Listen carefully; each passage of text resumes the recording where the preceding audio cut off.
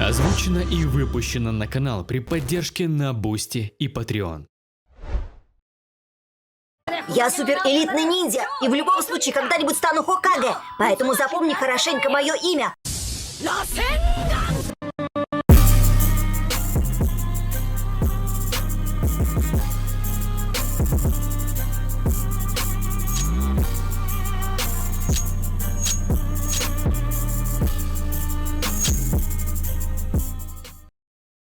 Смерть — это не просто уход, это безмолвный крик, разрывающий ткань реальности. В тот момент, когда уходит тот, кто был дорог, мы понимаем, жизнь — это лишь череда потерь, скрывающихся за маской радости. Путь Рагнарёка. Глава 151.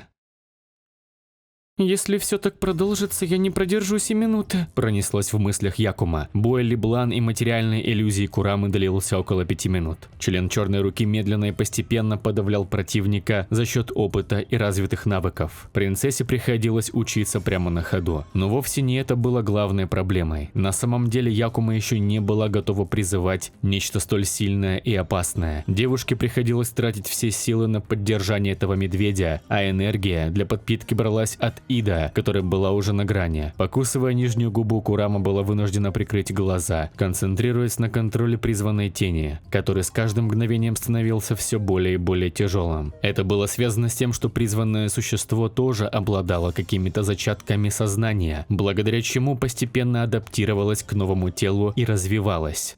«Будь у тебя на развитие парочка лет, ты бы составила мне конкуренцию», заявила с рычащими нотками в голосе Леблан, после чего лапа, покрытая плотным энергетическим слоем молнии, снесла голову призванной Якума тени. Курама тут же выплюнула полный рот крови, падая на колени. Все ее тело задрожало от перегрузки. Внутри уже появились первые признаки истощения. Но это было не истощение чакры, это было истощение силы души, отчего лицо принцессы побледнело. «Умри!» Обманщица не была намерена давать даже последнее слово своей противнице. Огромная лапа взмыла в небо, собираясь превратить слабое тело Якума в кровавую лепешку. Так бы и произошло, если бы в бок медведя не влетела тень, окруженная молниями. Сила удара отбросила зверя, заставив кувыркаться по земле. Леблан вскочила, ее глаза вспыхнули яростью, но тут же расширились, встретившись со взглядом Наруто. Он стоял перед Якума, заслоняя ее. Его кожа была покрыта ожогами. Черные пятна от молнии сочились кровью, местами обнажая кости. Старые порезы от Айки на плече раскрылись, а ребра, ушибленные четвертым, хрустели при каждом вдохе. Кровь текла из глаз, заливая лицо, а черные вены на шее пульсировали, словно грозя разорваться. Но он не падал. Молнии змеились по его телу, а изумрудные глаза горели убийственной решимостью. Наруто бросил взгляд на Якума. Его левая рука, обожженная до кости, дрогнула, но он стиснул зубы, убеждаясь, что она цела. Затем его взгляд впился в Леблан. Ох, это был страшный взгляд. Взгляд, который не предвещал ничего хорошего. «Как ты все еще жив?» Обманщица смотрела на мальчишку с ужасом. Конечно, она знала, что проклятых на порядок сложнее убить, однако она использовала сильнейшую атаку полубога, облик которого приняла. Безусловно, и ей все еще не хватало мастерства, чтобы выдать полную мощь этой техники, однако этого всегда хватало для победы над врагами. «Знаешь, я должен тебя отблагодарить», — пепельноволосый медленно двинулся вперед. Он вытянул руку, призывая косу вернуться к своему хозяину. Поймав озадаченный взгляд Леблан, Наруто продолжил. «Лишь благодаря твоей технике я смог продвинуться к стихии молнии. Теперь мое сродство с Райтоном почти идеальное», — пояснил парень, остановившись в 5 метрах от девушки.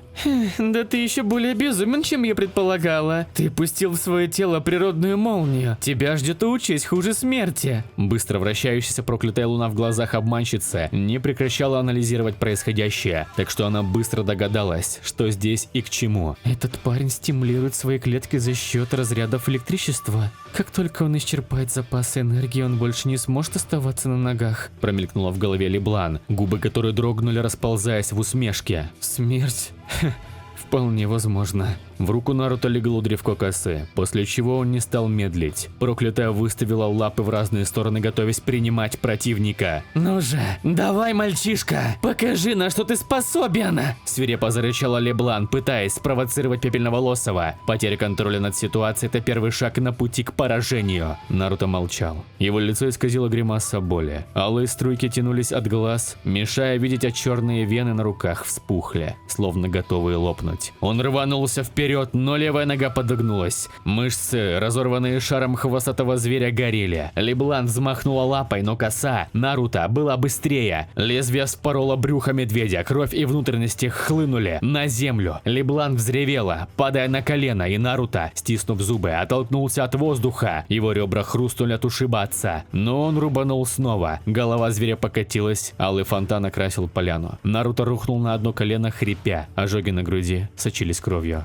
Это конец? Спросил сам у себя Наруто. Он пошатнулся от усталости, но вовремя подставив косу для упора, ему удалось устоять на ногах. Парень внимательно наблюдал за тем, как тело огромного медведя постепенно уменьшается. Я не чувствую связь со Скарнером. Видимо, его смогли одолеть. Подметил про себя он, осознавая, что счет идет на минуты. Безусловно, Наруто верил в то, что бог крови очень силен. Однако интуиция подсказывала ему, что даже Джашину не справится со всеми ниндзя из деревни Скрытого Листа. Как-никак в Конохе были и свои монстры. Парень нахмурился, заметив, что уменьшавшееся тело все еще имеет голову. Леблан с небывалой яростью смотрела на двух противников, держась за рану на животе. Это было очень серьезное ранение даже для нее. Никогда бы не подумала, что окажусь в таком состоянии. Вытерев алые капли с подбородка, подчеркнула про себя обманщица. Она медленно поднялась на дрожащие ноги, прекрасно осознавая, что ситуация вышла из-под контроля. Я недооценила тебя, мальчишка, призналась Леблан, выдавливая из себя ухмылку. Даже не пытайся договориться, ты отняла ее, заявил Наруто, выпрямляясь в полный рост.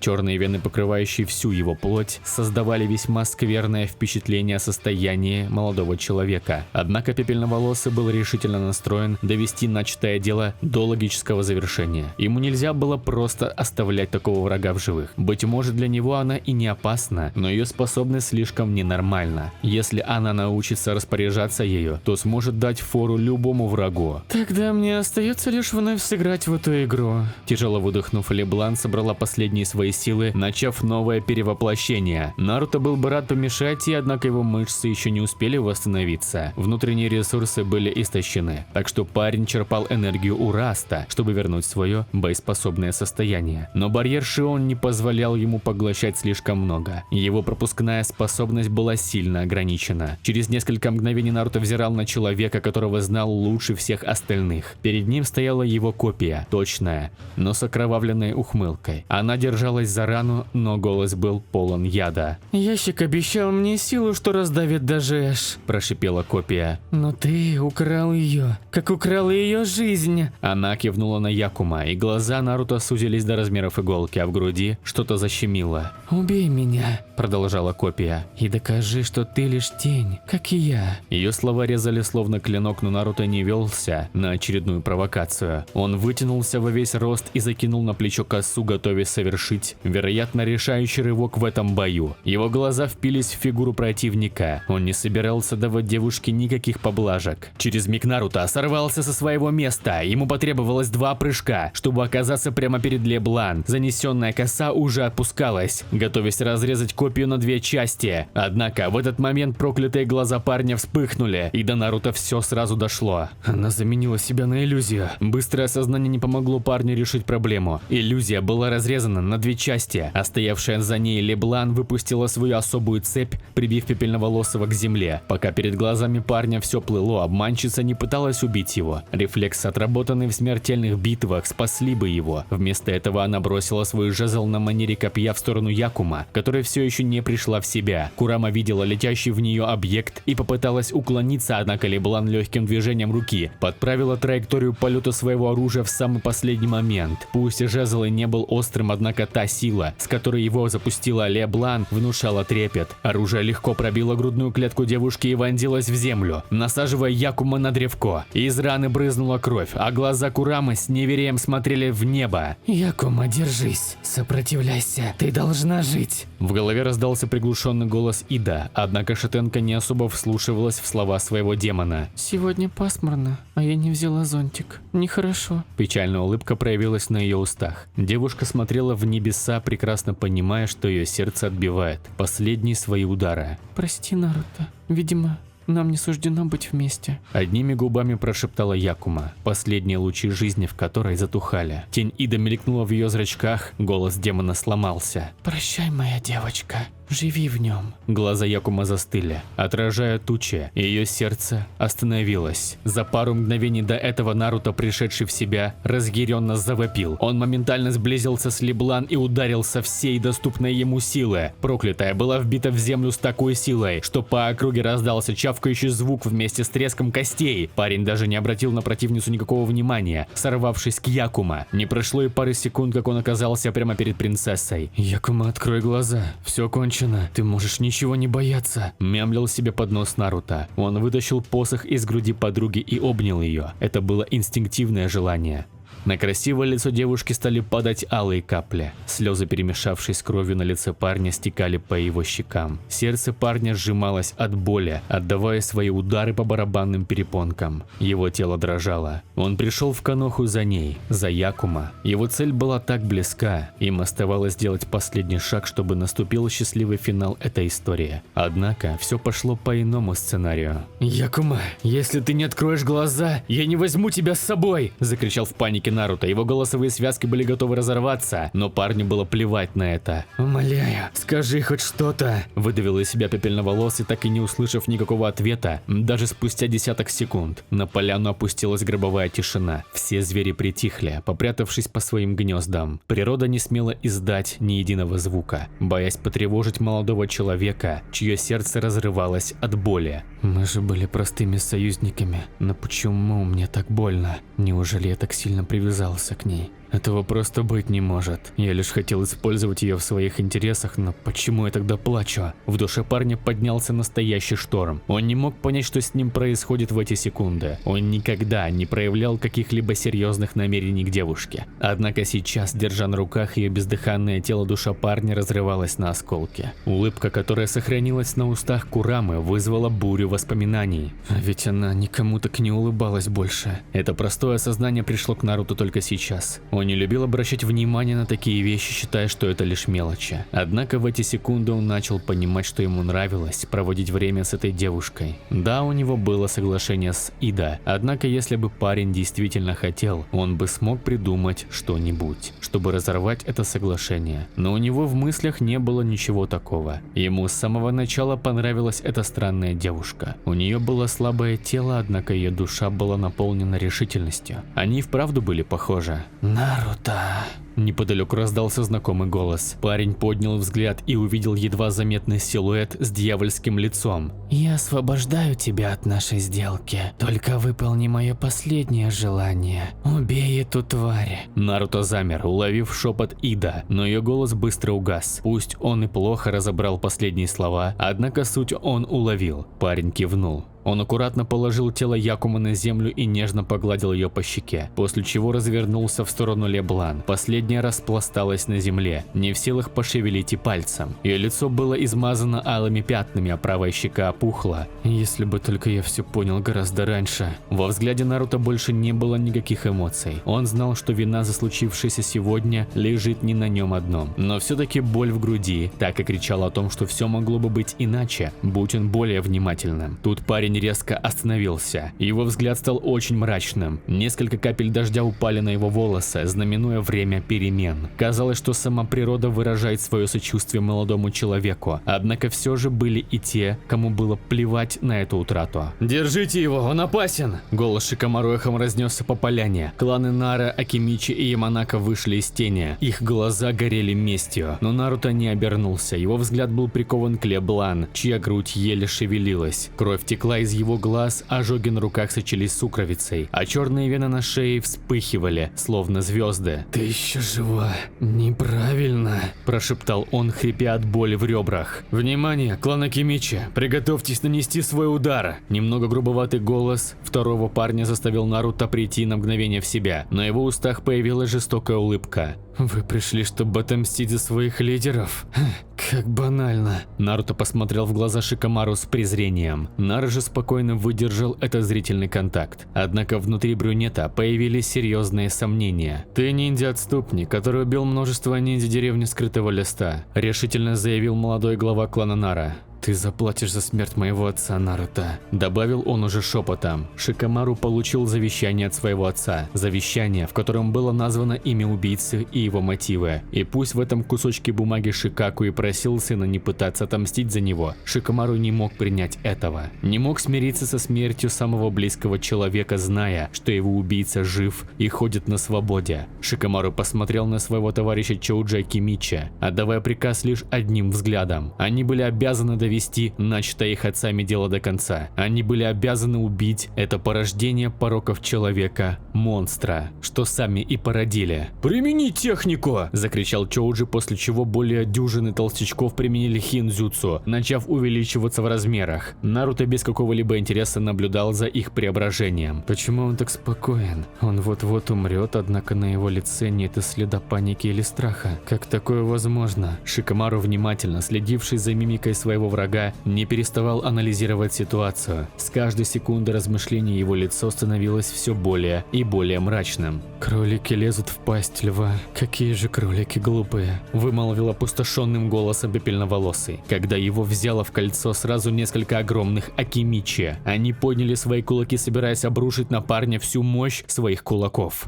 Что-то не так. Шикамару все еще не мог понять, почему его интуиция буквально кричит об опасности. Конечно, он встретил по дороге сюда пришедшего в сознание четвертого Хокаге. Именно он и сообщил коалиции о местонахождении Наруто. К сожалению, Минато был слишком ранен, чтобы принять участие в дальнейшем сражении, так что несколько людей решили помочь блондину добраться до госпиталя. Найти бессознательное тело Джинчурики тоже было несложно, однако Айка так и не пришла в себя. Учитывая огромные разрушения, Нара предположил, что битва с этими двумя продлилась достаточно долго. Более того, добравшись до места нового сражения, Шикамару обнаружил свою цель. Очевидно, что 3 битвы с серьезными противниками подряд должны были серьезно измотать Наруто, поэтому лидер клана Нара был уверен, что ему удастся убить его сегодня. Со стратегической точки зрения Шикамару не допустил ни единой ошибки, однако зловещее предчувствие, нарастающее с каждым мгновением в груди гения, не давало ему покоя. Что-то было не так. Почему он так спокоен? Он вот-вот умрет, однако на его лице нет и следа паники или страха. Как такое возможно? Шикамару, внимательно следивший за мимикой своего врага, не переставал анализировать ситуацию. С каждой секунды размышления его лицо становилось все более и более мрачным. «Как же я устал!» – слетело с уст Наруто, который даже и не думал срываться первым в атаку. Все его раны вопили о боли, предупреждая о том, что тело может отказать в любую секунду. Но пепельноволосый не мог остановиться. Только не сейчас, когда за спиной уже была одна жертва. В это время в паре километров от места схватки на высоком дереве сидел молодой человек с зачесанными назад волосами. Его глаза пылали алыми огнями, а на лбу проступило 2 рога. Вся одежда незнакомца была потрепана и измазана кровью. «Как же неприятно. Я бы хотел еще посмотреть на эту страшную эволюцию проклятого, да вот только время поджимает», – заговорил слегка недовольным голосом Джашин и обернулся, уловив приближение нескольких очагов чакры. «Раз мальчишка уже на пределе, а справиться с подкреплением он не сможет, мне остается лишь найти план отхода, а это значит...» На устах кровавого бога появилась жестокая улыбка, после чего он исчез со своего места, беря направление туда, где последние несколько дней проживал. Место, которое практически все время охранялось. Но сейчас, прямо в этот критический момент, защитников у этого места было слишком мало. Озвучено и выпущено на канал при поддержке на Бусти и Patreon. Присоединяйся к нашему сообществу на Бусти или Patreon и поддерживай выход следующих релизов. Ссылочки в описании и закрепленном комментарии. Смерть близкого не рана, это ампутация души, и когда боль стихает, ты понимаешь, новое «я» уже не будет прежним, оно будет лишь тенью, жаждущей заполнить пустоту, даже если для этого придется сжечь мир. Путь Рагнарёка. Глава 152. Битва началась, и в следующее мгновение кулак Чоуджи, усиленный хидзюцу Акимичи, обрушился на Наруто. Земля дрогнула, пыль и дождь смешались, скрыв все. Тишина повисла как лезвие. Шикамару стоял неподвижно. Его тень тянулась к Наруто, но сердце Нара сжалось. Он чувствовал ошибку. Я устал. Голос Наруто был пуст, как ночь. Но вы сами пришли. Парень даже не поднял взгляда на своих противников. Внутри него не было чувств, не было эмоций. Лишь пустота, что поглотила все его естество. Дождь разогнал пыль, открыв обзор всем ниндзя. Наруто стоял одной рукой, сдерживая кулак Чоуджи, чья мощь дробила камни. Тень Шикамару цеплялась за его ноги, но он не падал. Черные вены на коже горели, точно проклятая луна, а глаза были мертвы. Чудовище! — хрипнул Чоуджи, отступая. Кровь текла из пореза на груди. Коса мелькнула быстрее молнии. Без лидера, без Инаичи-сана, — шептал ниндзя Яманака, дрожа в тенях. Он шагнул назад и, споткнувшись о корень дерева, упал навзничь. Его глаза были переполнены страхом. Их совместная техника разума разбилась о волю Наруто, как стекло. Клан был ослаблен смертью своего лидера. А как было известно, без сильной воли все техники клана Яманака – это лишь пустой звук. Шикамару шагнул вперед. Кунай в руке дрожал. Наруто, это же ты убил Шикаку. Подросток из клана стратегов не был глупым. Он провел свое расследование, и именно на Наруто сошлись все улики. И все бы ничего, если бы Пепельноволосого не считали мертвым после нападения на Коноху песком, звуком и туманом. Даже его труп был найден, поэтому Шикамару отбросил мысли о мести и сосредоточился на своем клане, на его восстановлении. Но сейчас, став свидетелем невозможного, человек, труп которого он лично опознал, стоял перед ним. Нара не мог отбросить свой внутренний порыв. Наруто молчал. Вспышка молнии показала Якума, ее глаза, ее голос. Не теряй себя. Его рука сжала косу, и тень Нара лопнула как нить. Лезвие рванулось. Лидер клана Акимичи припал на одно колено. Чоуджи сглотнул ком крови. Его тело отказывалось слушаться, будто кости стали свинцовыми. Даже дыхание обжигало, как будто воздух превратился в ржавые гвозди. «Шикамару, беги!» Слетела с уст Акимичи. Вместе с ярким раскатом грома лезвие косы блеснуло в полумраке ночи. Движение было быстрым. Настолько быстрым, что никто из присутствовавших не увидел его. «Чоуджи, держись!» – крикнул Шикамару, однако секундой позже к нему пришло осознание. Еще один его друг был мертв. Черт, черт, черт! Нара резко закачал головой, стискивая зубы. Он перевел взгляд на Наруто и сложил печать концентрации. Его тень снова потянулась. Сейчас он угрожает не только моему клану, но и всей Конохе. Нужно продержаться до подкрепления, мысленно подчеркнул Шикамару, прекрасно понимая, что их шансы на победу стремятся к нулю. Наруто хрипел. Коса уперлась в землю, держа его. Якума,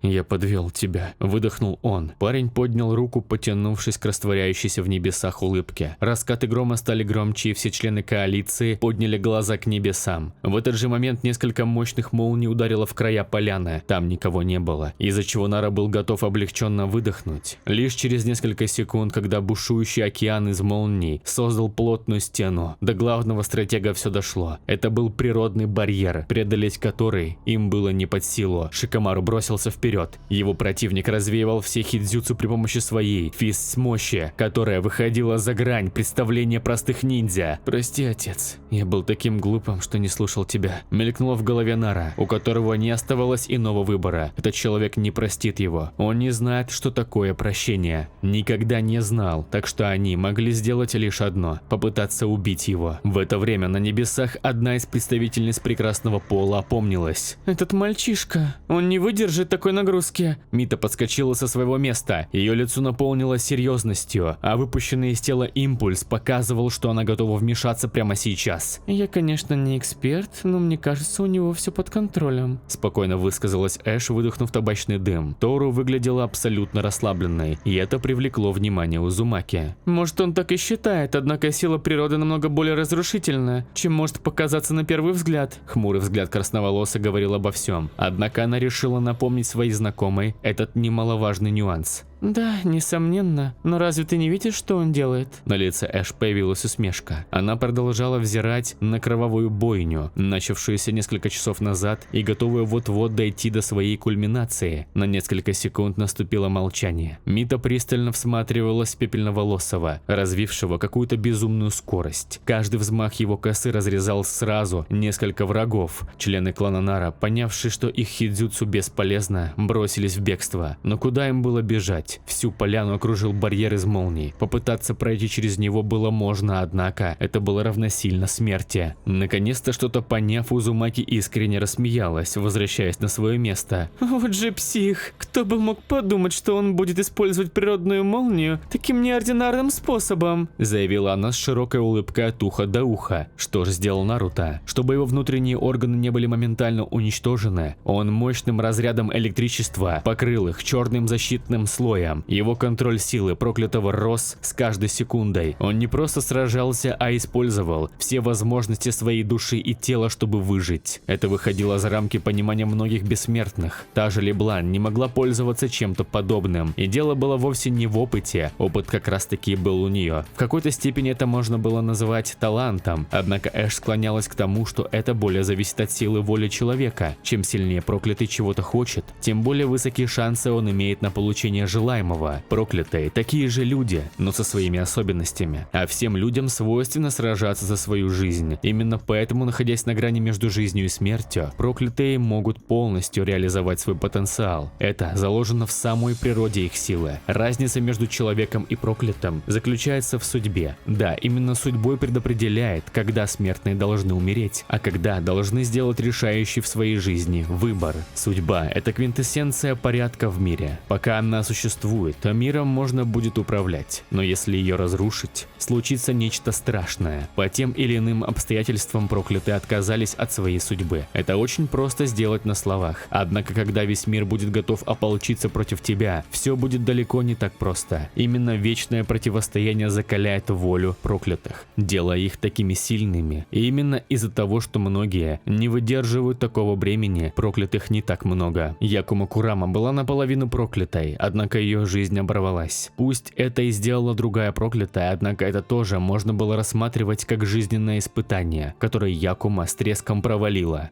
Использовать силу Даркина и волю одновременно? Этот ребенок слишком быстро развивается, подумала Эш, но в лице никак не изменилось. На руках Наруто появились прочные перчатки, а весь скелет вместе с внутренними органами был покрыт защитным слоем проклятой энергии. Все это нужно было для того, чтобы сила молнии могла спокойно перемещаться по его организму. Если бы четвертый Райкаги увидел это, он бы счел Пепельноволосого настоящим безумцем. Все Райкаги обладали идеальным контролем над Райтоном и могли входить в режим чакры стихии молнии. В этом режиме чакра стихии молнии циркулировала по каналам своего носителя, стимулируя его мышцы к быстрому сокращению. Лишь воистину физически развитый человек мог выдержать эту нагрузку. Однако у этой техники был существенный недостаток. Пусть этот режим и был невероятно полезен, однако его эффективность была на порядок ниже, чем хотел бы любой из Райкаги, так как чакра Райтона сама по себе нестабильна, использование ее для стимуляции мышечных волокон было очень опасно. Именно для того, чтобы не повредить свои внутренние органы, Райкаги выплескивали чакру Райтона из своего тела, создавая своего рода покров и броню в одном лице. Это была несомненно хорошая штука, повышающая защиту Райкаги, однако изначально режим стихии молнии задумывался как техника, повышающая скорость и силу. Броня из молнии же стала побочным продуктом с весьма низкой эффективностью. Наруто же не использовал свою чакру для техники, а воспользовался внешним источником в виде настоящей молнии. Конечно, это ограничивало запасы энергии, однако тут важно понимать, что природная молния на порядок сильнее любой чакры Райтона у Шиноби. Сам факт того, что парень смог сдержать ее, уже являлся немаленьким достижением, но Пепельноволосый пошел дальше. В отличие от режима чакры стихии молнии, где вся лишняя чакра Райтона направлялась из тела, формируя щит из молнии, Наруто направлял эту энергию в свое тело. Это в разы повышало эффективность и сокращало расходы энергии, однако, если бы он не защитил свои внутренности, он бы умер в ту же секунду, как решился на столь безумное действие. Конечно, даже защитив свои внутренности и кости, парню вряд ли удастся справиться с последствиями. Однако откат после использования этого режима будет очень страшным. Но сейчас Наруто даже думать об этом не хотел. Важнее всего было выжить и разобраться с врагами, жаждущими убить его. Почему мне так больно? Мое сердце вот-вот разорвется. Наруто тяжело дышал. Он не думал о безжалостной расправе, что происходило здесь и сейчас. Его тело двигалось само, пока мозг был погружен в пучину осознания самого себя. Не будь он занят этими мыслями, связанными с душевными терзаниями, сейчас бы он ощущал невероятную боль от разрывающихся мышц. Через некоторое время Пепельноволосый остановился. Его дыхание было сбито. Все внутри сжималось и разжималось подобно старой пружине, которая в любой момент могла выйти из строя. За замыленным взглядом парень пробежался по округе. Кровь, обрубки разных частей тела и потроха. Все это окружало его, а сам он был покрыт новым слоем алой жидкости. На нем практически не осталось одежды, в руках была лишь коса, а нижнюю часть тела прикрывали какие-то тряпки. Это я сделал? На пару мгновений Наруто даже не поверил, что все это произошло по его вине. Прямо перед ним валялась голова Шикамару Нара, гениального стратега, будущее которого должно было быть светлым, если бы он не перешел ему дорогу. Чуть подаль Наруто обнаружил тело Леблан, хотя едва ли это можно было назвать телом. Ни рук, ни ног не было. Взгляд, наполненный ужасом, застыл на лице проклятой. Парень схватился за голову, которая гудела от нахлынувших воспоминаний. Ну хотя бы так. Пробубнил себе под нос парень. На его лице появилась улыбка. Будь его воля, он бы отвел обманщицу в какое-нибудь тихое место, жестко пытал бы ее, а потом отдал бы измученную девушку Джашину, чтобы тот сожрал ее душу. Но раз Леблан уже была мертва, ничего не попишешь. В этот момент, когда парень собирался сделать новый шаг, все его тело пронзила невыносимая боль. Природная молния, используемая весьма безжалостным для самого себя способом, наконец-то закончилась. Парень еле-еле успел подставить косу, чтобы удержаться на ногах. Все его тело дрожало, а скелет, казалось, вот-вот развалится на мелкие песчинки. Паршиво. Выдавил из себя Наруто, стекая потом. Ему тяжело было банально оставаться в сознании. В текущем состоянии он не то чтобы сражаться не мог, а даже двигаться. Как только закончилась природная молния, парень также потерял контроль над барьером из молний. Защитная преграда, оградившая от происходящего внутри от всего мира, в течение нескольких секунд развеялась. На лице Наруто заиграла печальная улыбка. Он был уже окружен не десятками ниндзя и Нашикачо, а сотнями шиноби деревни Скрытого Листа. Если ты сдашься прямо сейчас, тебя не убьют на месте. Ты попадешь на справедливый суд, и твою судьбу решит даймё страны огня. Вперед вышла потрепанная Цунада. За ее спиной был Джирайя, который уже успел восстановить часть своих запасов чакры и находился почти в своей пиковой форме. Сдаться?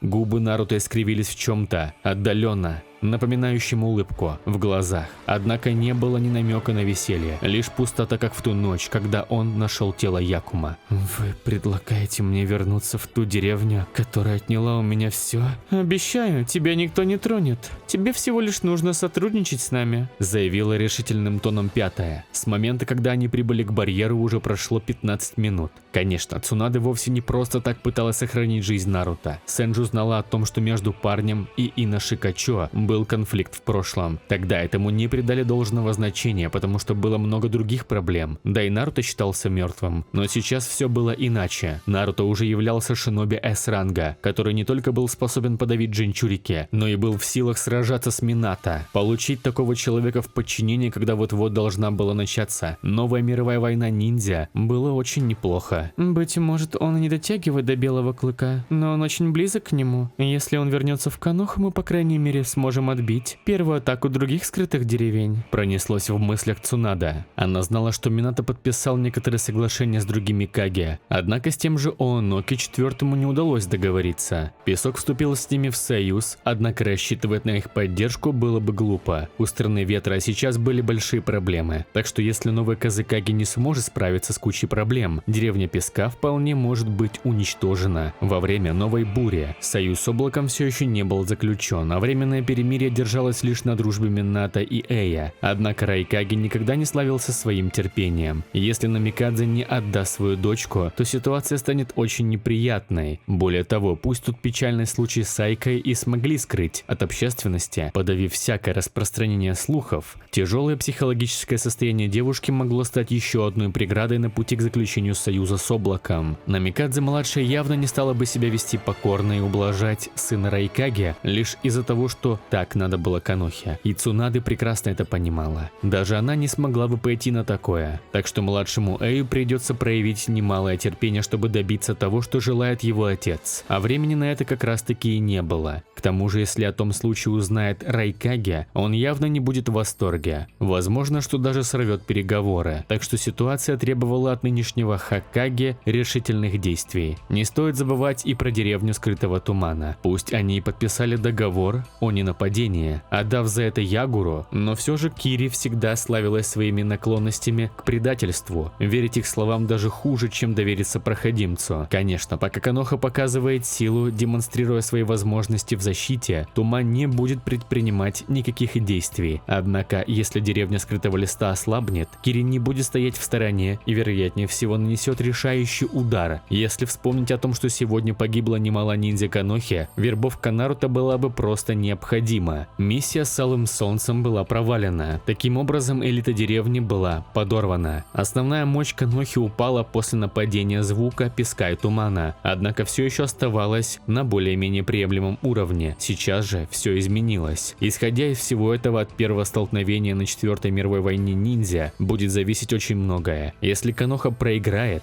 это станет шагом в пропасть. Поэтому Цунаде нужны были силы, чтобы бороться за свой дом. Наруто мог стать одной из таких сил. И поскольку Айка и Минато были все еще живы, пятая была уверена, что у нее есть все шансы на то, чтобы вернуть парня под дерево, что взрастило его. Хорошо. Я вернусь. Тихий ответ парня поверг в шок Цунаде, однако мимолетное выражение растерянности тут же сменилось сияющей улыбкой. Ее надежды все-таки оправдались, и Наруто, доведенный до крайней степени отчаяния, решил таки принять ее предложение. Но не как ваш пес, а как огонь, что поглотит всю Коноху, заявил безжизненным голосом проклятый, отрываясь от своей косы. Все его тело дрожало, однако его глаза источали непоколебимую решимость. Слипшиеся волосы поднялись, взмыв в воздухе. Они просто игнорировали законы гравитации. Однако у этого была причина. Мощный импульс алой энергии разошелся по округе, придавив всех шиноби к земле. Аура парня вызывала искажения в самом пространстве. Казалось, что воздух вот-вот вспыхнет от чудовищной жажды крови. Земля под ногами ниндзя начала покрываться трещинами. Аура может оказывать физическое давление? Что это такое? Глаза Цунаде распахнулись. Ей сложно было поверить в происходящее, ведь такой жаждой крови не мог обладать ни один выдающийся человек. Даже она, ниндзя-медик С-ранга, не могла пошевелиться. Вы же хотели монстра. Так почему же не радуетесь? Губы парня дрогнули, расползаясь в безумной усмешке. Усмешке, в которой не было ничего человеческого. Ноги Цунаде подкосились. В последний раз так она чувствовала себя лишь однажды. Это был тот злополучный день, когда ее команда получила свое легендарное прозвище – Тройка легендарных санинов. Это прозвище им дал самый страшный противник, с которым они сталкивались. Опаснейший наемник Кинг, чье имя гремело во времена Второй мировой войны ниндзя. Неужели история повторяется? Мелькнуло в голове Сенджо, а руки невольно дрогнули. Только сейчас принцесса Слизней поняла, что сильно недооценила этого подростка. У любой силы были разумные пределы. Все Хокаге обладали выдающимися способностями, однако лишь один человек за всю историю на памяти Цунаде был способен лишь своей аурой вызывать землетрясения. И Сенджу старалась не вспоминать этого человека, потому что в свое время он принес ей только отчаяние и боль. Внезапно Наруто закричал, и крик его был диким, почти звериным. Боль рвала тело, но душа горела сильнее, будто что-то древнее пробуждалось внутри. Черные вены, покрывающие кожу, вспыхнули алым, сходясь к спине. Он рухнул на одно колено, вцепившись в землю, и почувствовал его. Огонь, не сжигающий, разрывающий цепи. Те самые цепи, что сковывали каждого человека, каждого шиноби. Нет.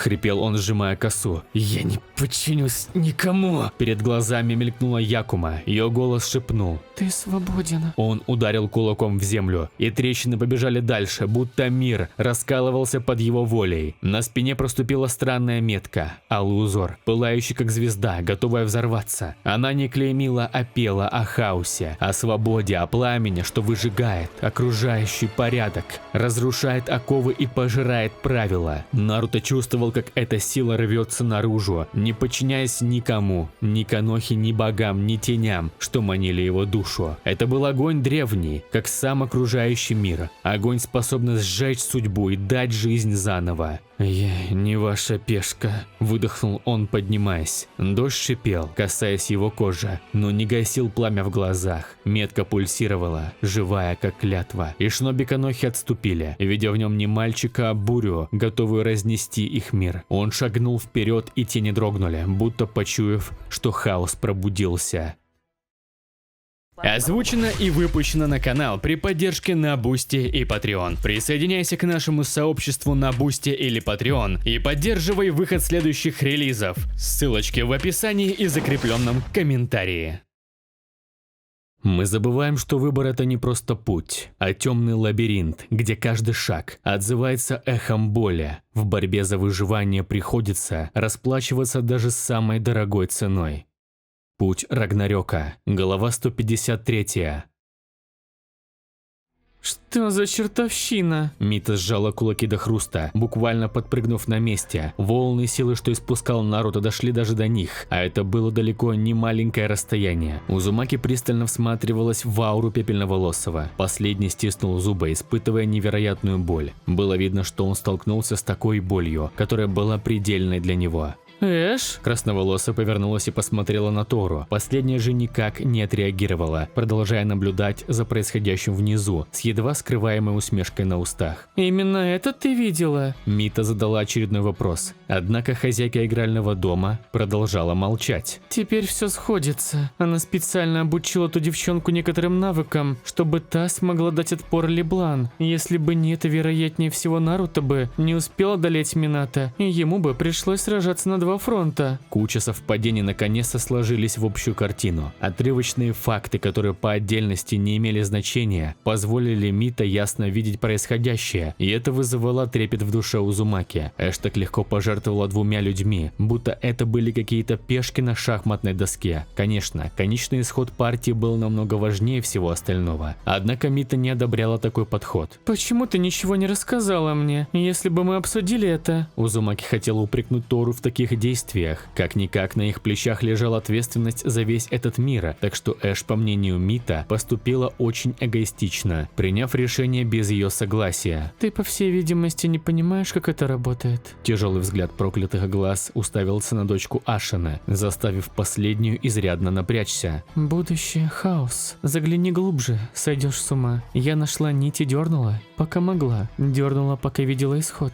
В словах Эш был заложен довольно-таки простой смысл. Пусть способности проклятых и выходили за рамки человеческого понимания, однако у всего были свои ограничения. Человеческое тело, пусть и обладало пугающим потенциалом, имело свой потолок развития, превзойти который при помощи проклятия было невозможно. Прочность костей, плотность мышц и эффективность работы внутренних органов – все это имело физическое воплощение, из-за чего и имело свое ограничение. Однако Эш использовала для своих способностей силу души. Она не была ограничена потенциалом развития, и даже среди проклятых Тору можно было считать выдающимся гением. Она была самой молодой среди всех проклятых в Черной Руке, однако ее способности уже вышли на пик совершенства по их меркам. Проблема заключалась в том, что боги времени оттачивали свое мастерство целыми тысячелетиями. Также и Занами уже давно перестала считать свой возраст. Это было бессмысленно. А ведь она относилась к молодым богам. Нагнать на пару десятков лет то, что оттачивали предки Изанами с самого рождения мироздания, было почти нереально. Однако Эш постепенно сокращала разрыв в способностях между ними. Как только я смогла отыскать эту линию событий, мне пришлось сразу действовать. В противном случае я бы не смогла подстроить все обстоятельства, дабы прийти к такому исходу. Холодным голосом пояснила Тору. Она прекрасно знала, что ее поступок, мягко говоря, непрофессионален, но ничего поделать она не могла. Ей выпала хорошая возможность, и она просто воспользовалась ею. А учитывая тот факт, что пошло все четко по плану, хозяйка игрального дома не сомневалась. Она не сомневалась, что сделала правильный выбор. Якума, Леблан, ты пожертвовала ими будто пешками. Подавить свое негодование Узумаки не могла. Проклятых было слишком мало. Слишком мало, чтобы ими можно было жертвовать вот так. Пусть даже Леблан и была посредственной по меркам проклятых, но она все же стояла выше всех ниндзя. Пешки ради короля. Эш прищурилась. Дым трубки заклубился, словно тень огня. Его пламя рвет оковы, но без узды спалит все и нас, и этот мир. Загадочный ответ Тору заставил Мита обомлеть. Пламя? Переспросила Узумаки. Ее глаза сузились. Ты о чем, Тору? Уточнила она, не совсем понимая суть. Уж слишком абстрактно говорила собеседница. Эш хмыкнула, отводя взгляд к Наруто, чья аура дробила землю. О том, что родилось в нем, что старше богов и ждет часа, чтобы пеплом покрыть судьбу и эту систему. Оторвавшись от трубки, отозвалась хозяйка игрального дома. Она несколько раз слегка ударила по трубке, и в этот же миг ветер подхватил накопившийся пепел, унося ее куда-то вдаль. Мита ощутила, как что-то холодное проползло по позвоночнику, будто сама смерть дотронулась до нее ногтем. Она знала о проклятых больше, чем кто бы то ни был, но слова Эш звенели чем-то иным, древним, как сама смерть. Речь уже шла не совсем о проклятии. Тору сделала ставку на нечто иное. Ладно, Выдохнула Узумаки и закачала головой, подавляя дрожь от странного наваждения. но если твой король сломается, не сломается. Эш встала, тень ее трубки легла крестом. Пора вмешаться. Их взгляды столкнулись, кивок, и Тору прыгнула вниз, в бурю.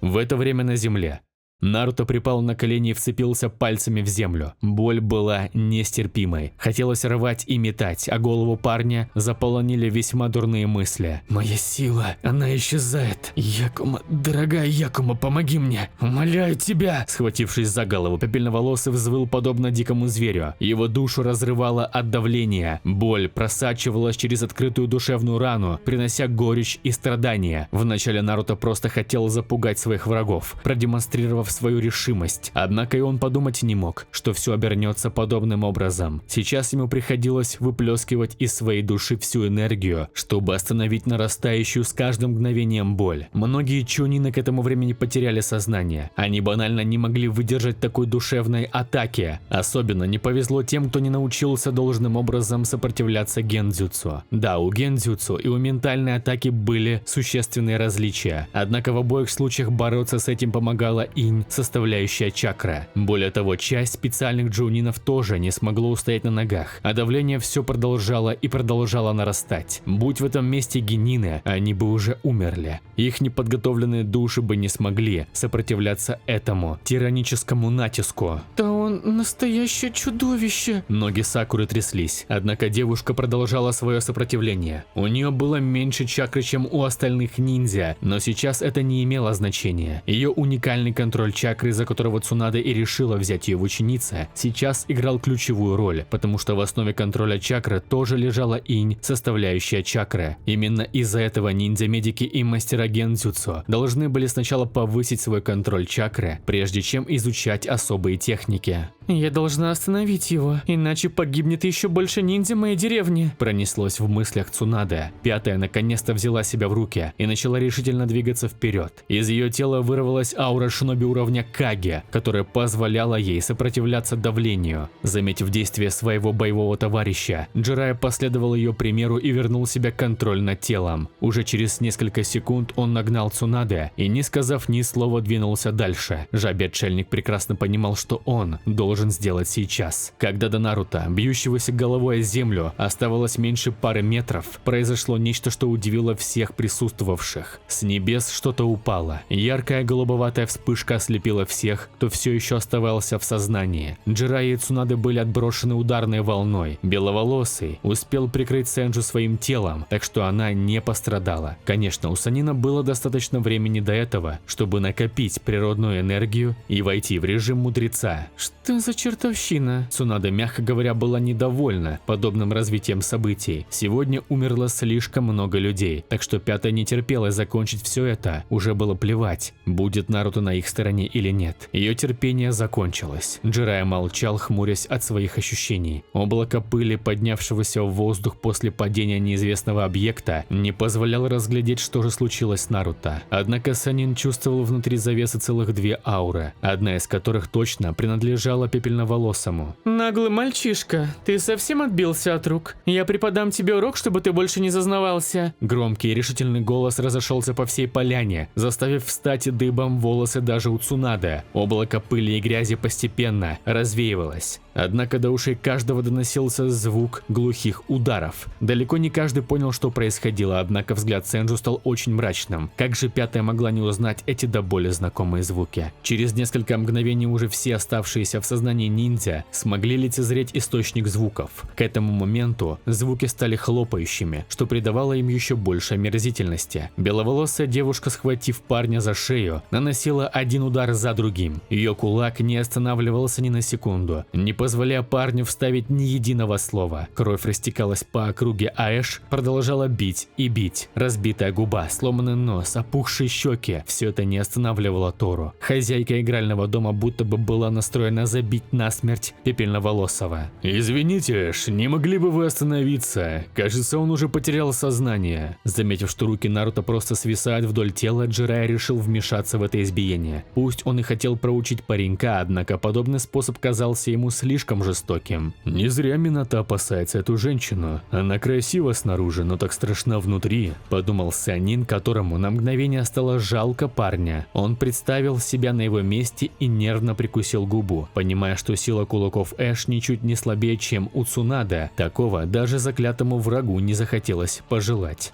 Раз вы настаиваете, проговорила Тору, после чего нанесла последний удар. Он обладал большей силой, чем все предыдущие. Кровь разлетелась на метра два в разные стороны, после чего Эш все же отпустила Пепельноволосого. Наруто, безвольная кукла, упал на землю. Его дыхание было тяжелым, а глаза почти ничего не видели. «Раз все закончилось, стоит приступить к восстановлению деревни и подсчету потерь», – высказался Джирайя. Пусть он так и сказал, однако из режима мудреца так и не вышел. Его взгляд впился в собеседницу. Эта хитрая лиса настораживала его. «Госпожа Эш, извините, конечно, но я просто не могу не спросить, а где вы были все это время?» Взяв себя в руки, Цунадэ вышла вперед и заговорила. Как только она поняла, что происходит в завесе, сразу же отвернулась, чтобы не впасть в состояние конфронтации со своим страхом крови. Пятая впилась пристальным взглядом в лицо хозяйки игрального дома, которая выглядела абсолютно безмятежной. Складывалось впечатление, что это вовсе не она. Несколько секунд назад чуть ли до смерти не забила человека. Тору медленно достала из кармана свою трубку и закурила. Два санина тут же обратили внимание на ее костяшки. Пусть они и были заляпаны кровью, однако никаких видимых повреждений на них и не было. Пусть кожа Эш и выглядела мягкой и ухоженной, однако это никак не сходилось с тем, что они только что видели. На мой игральный дом тоже напали, так что мне пришлось вернуться, чтобы разобраться с наглецами. Выдохнув в лицо двух собеседников дым, объяснила свое поведение Тору. Не то чтобы ей нужно было оправдываться, однако сейчас был особый случай. Коноха не являлась ее домом. Да, у нее тут был бизнес, однако к самой деревне Скрытого Листа хозяйка игрального дома относилась сугубо нейтрально. То есть, если Коноха будет уничтожена, она, конечно, понесет убытки, но это лишь убытки. Ей не составит труда переместить бизнес в другое место. Именно поэтому Четвертый и не мог в свое время заставить девушку работать на себя во благо деревни Скрытого Листа. Она не являлась шиноби, так что и власть Хокаги над ней была очень ограничена. Единственный, кто мог повлиять на торговку, это даймё Страны Огня, но тот никогда не станет этого делать, потому что ему дорога не только его власть, но и жизнь. И все же, даже имея такие невероятные возможности и почти полную свободу действий, Эш решила оправдаться, пусть и не особо хотела этого. Дело было в расположении двух санинов к себе. Ей нужно было не только пойти на контакт с ними, но и заставить поверить в то, что к происходящему в дальнейшем она не имеет никакого отношения. «Осторожно!» – вскрикнул Джирайя, заметив промелькнувшую тень за спиной Эш. Но было слишком поздно. Удар ноги отправил Тору в ближайшее дерево. Санин быстро атаковал Наруто. Парень не стал уворачиваться от кулака Джирайи, а ответил ударом на удар. Земля под ногами двух противников взорвалась от ударной волны. Кулак, покрытый перчаткой, не просто наседал на жабьего отшельника, он постепенно продавливал его. «Безумие! Я в режиме мудреца! Так как он может обладать такой силой?» Призыватель жаб, мягко говоря, был ошеломлен таким развитием событий. Если бы это была дуэль, то Джирайя бы точно проиграл в первом столкновении и, возможно, был бы серьезно ранен, однако это не был бой 1 на 1. Цунада зашла с правой стороны и нанесла удар в полную мощь. Своей силой Сэнджо не раз повергала своих врагов, но в этот раз ее противником был далеко не простой человек. Да ты издеваешься. Зрачки Цунады сузились до размеров иголки, когда Наруто перехватил ее кулак своей ладонью. При этом парень не переставал оказывать давление на Джирайю. «Жалкие старперы! Неужели вы думаете, что сможете просто так завалить меня?» Зарычал в ярости пепельноволосый. Его лицо было изуродовано. Он продолжал истекать кровью. Один его глаз ничего не видел, однако второй глаз светился изумрудным огнем, высвобождая кровожадную ауру молодого человека. Предел возможностей? Что это такое? Стена, что сдерживает наше развитие? Или нечто большее? Наруто не знал, но ему было плевать. Если ему нужно было рушить эти пределы, чтобы остаться в живых, он будет это делать, невзирая ни на какие последствия. Цена будет срок его жизни? Плевать. Какой смысл думать о своем сроке жизни, если ты можешь умереть уже в следующую секунду? Находясь на грани жизни и смерти, ни один здравомыслящий человек не выберет смерть. К существованию по ту сторону жизни никто не сможет подготовиться. Это попросту невозможно. А Наруто, знающий, что его ждет там, еще сильнее цеплялся за свою жизнь, совсем не желая оказаться по ту сторону баррикад.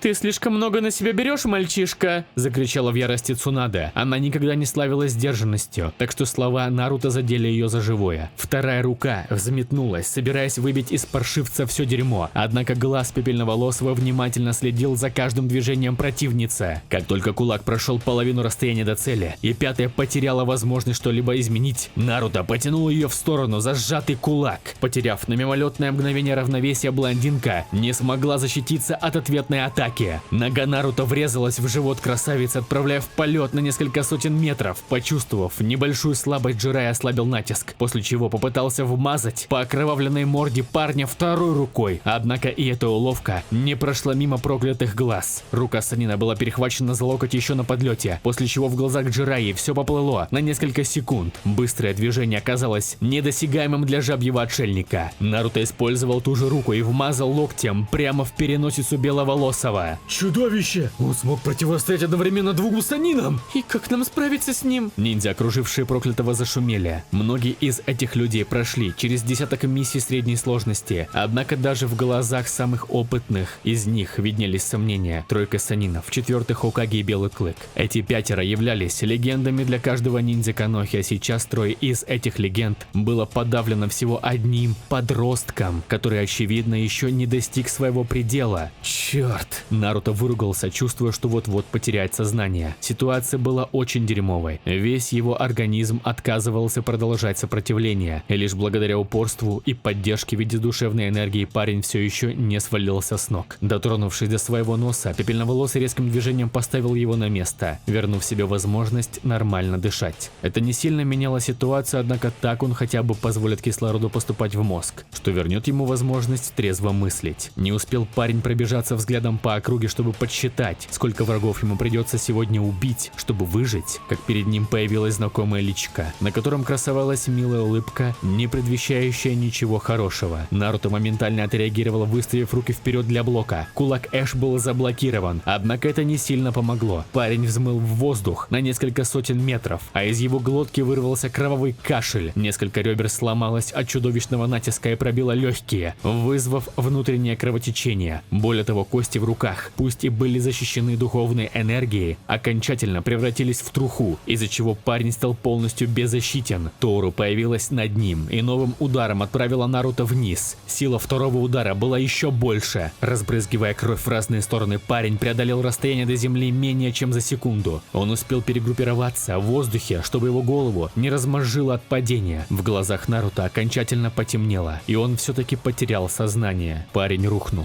Кровь смешалась с грязью. Тень в катакомбах шевельнулась, почуяв его пустоту. «Ёбаный в рот, какого хуя там происходит?» Хидан не смог сдержать ругательств, когда прямо перед ним обрушился потолок в катакомбах. Господин, умоляю, отпустите меня, если мой отец узнает. Залепетала маленькая Ханаби, чье тело дрожало от страха. Мацураши не стал ее даже слушать. Звонкая пощечина заставила принцессу упасть на пятую точку. Ее глаза распахнулись, и под ними начали скапливаться слезы. «Если заревешь, я тебя на шашлык пущу!» Фанатик угрожающе посмотрел на девчонку, постучав косой по своему плечу. По щекам Хьюго потекли слезы, однако она прикрыла рот обеими руками, чтобы не издать ни единого звука. Хидан не блистал особым умом, так что ему пришлось полагаться на советы своего бога, чтобы выжить в этом аду. Джашин же, поняв, что ситуация накаляется, решил покинуть поле боя. Он уже получил желаемое, поглотил несколько десятков душ, однако просто так уйти не получилось бы. Кровавый бог решил не сильно заморачиваться и воспользовался старым путем к выходу. Пусть Хината и была мертва, однако членов клана Хьюго было еще много. На самом деле Хидану пришлось даже прибегнуть к пыткам, когда он прибыл в поместье клана Белоглазых. Последние совсем не хотели расставаться с тайнами своего клана, из-за чего Мацураши пришлось действовать жестко. Когда первый человек умер и Хидан уже собирался приступить ко второму, Ханаби сама вышла из своего укрытия. Маленькая принцесса не могла наблюдать за мучениями своих соклановцев, поэтому вызвалась проводить фанатика через катакомбы. «Ёбушки-воробушки, какие люди!» Разбирая образовавшийся завал, Хидан наткнулся на тело Наруто. «Ебать тебя в кашу превратили, конечно. Но ничего, скоро мы выберемся из этого пиздеца и все будет нормально», высказался Мацураши, закидывая полудохлого товарища себе на спину. «Давай, соплячка, быстрее, или хочешь на шампур?» Фанатик повернулся к принцессе, которая с распахнутыми очами смотрела на лицо пепельноволосого подростка. Такого ужаса она еще не встречала в своей жизни. Его лицо было покрыто черными прожилками, а из разбитого носа сочилось что-то, не похожее на кровь, что-то черное и мерзкое. Но напугало девочку вовсе не это. В сетчатке Ханаби отразилось нечто, не человек, не монстр, а пустота, втягивающая свет, как черная дыра. Она инстинктивно зажмурилась слишком поздно. Этот образ уже горел в ее памяти, невольно вызывающий страх, что сковал движение. Если бы не толчок со спины, она бы так и не сдвинулась с мертвой точки. Да-да, иду. Пискнула Хьюго, заметив, что Хидан начал медленно доставать свою косу. Принцесса побежала вперед, начав указывать направление. Фанатик тоже сделал шаг вперед. Его лицо исказилось, но он все же закинул Наруто себе на плечо. «Ай, ну и жуть!» – фыркнул Хидан, но впервые за долгие годы перекрестился. «Джашен, слышишь? Это твой конкурент, что ли?»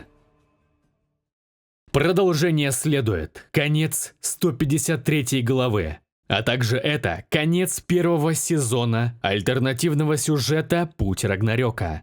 Как говорит автор в аннотации, ответы на все оставшиеся вопросы и непонятные моменты раскроются во втором сезоне. До скорых встреч!